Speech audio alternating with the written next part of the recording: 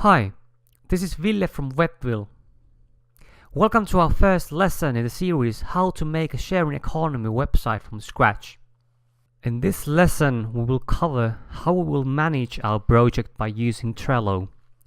We will also download and install necessary software, which include a text editor, Sublime Text, and a cross-platform web server XAMPP.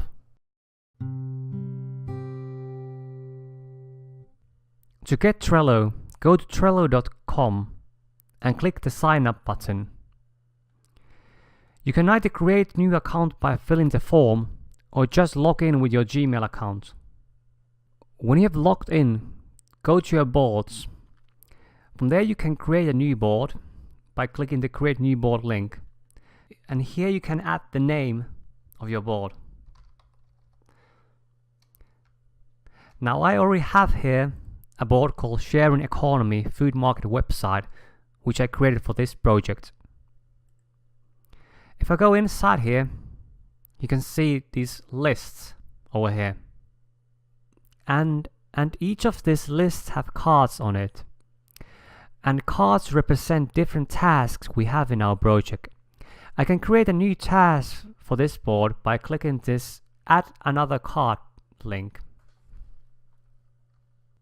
And I could also add a whole new board list from here.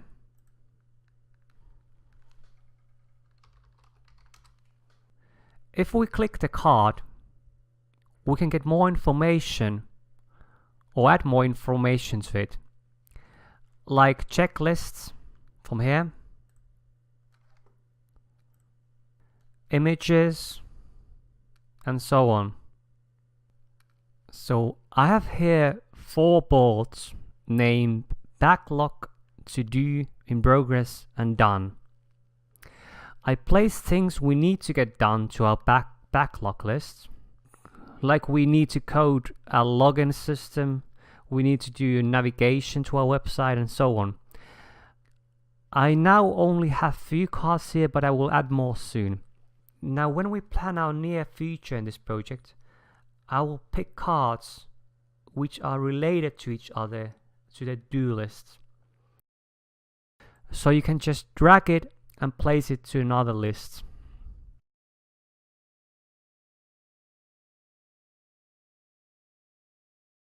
When we start to do something, we move the card to the in progress list.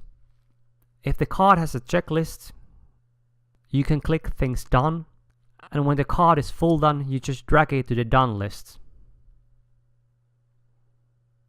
Now this whole table keeps track of our workflow, what we are doing, what we have to do, and what we already did in the past. And from here you can follow the project more easily. To get the text editor for coding, go to sublimetext.com, and from here click the download link. And I can choose from here if you're using Mac, Windows or Linux. If you don't know what Windows you have, just go to your Windows search and type system and you'll find the answer from there. And then the setup, just click next.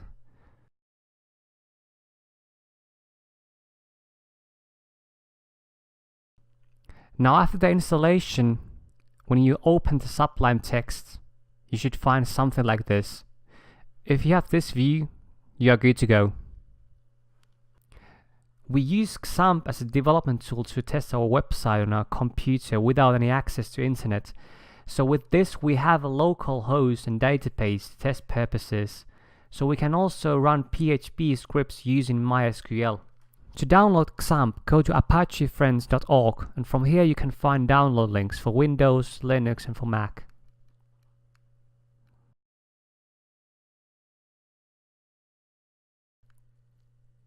When you open the downloaded file, the setup will open to you. Just click next. You can have these all selected, click next. Now you can change this, but just remember where it's located.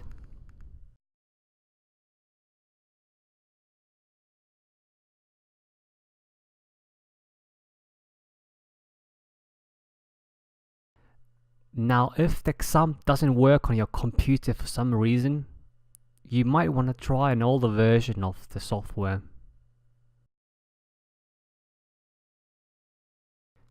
If you go here where it says more downloads, if you're using Windows, click here.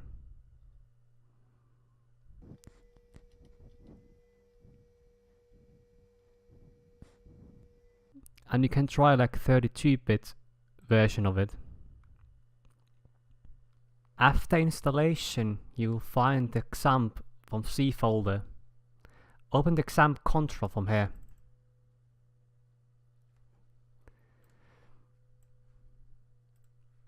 Now if you have some red arrows here, like ports not found, go to configurations here. Click HTTPD. What we're gonna do, we're gonna change the port for this software. So right here, listen. If you press Ctrl F, you can find things.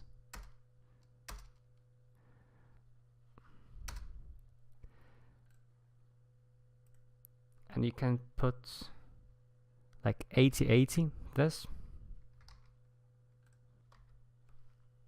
And then write local, press Ctrl F and write local host.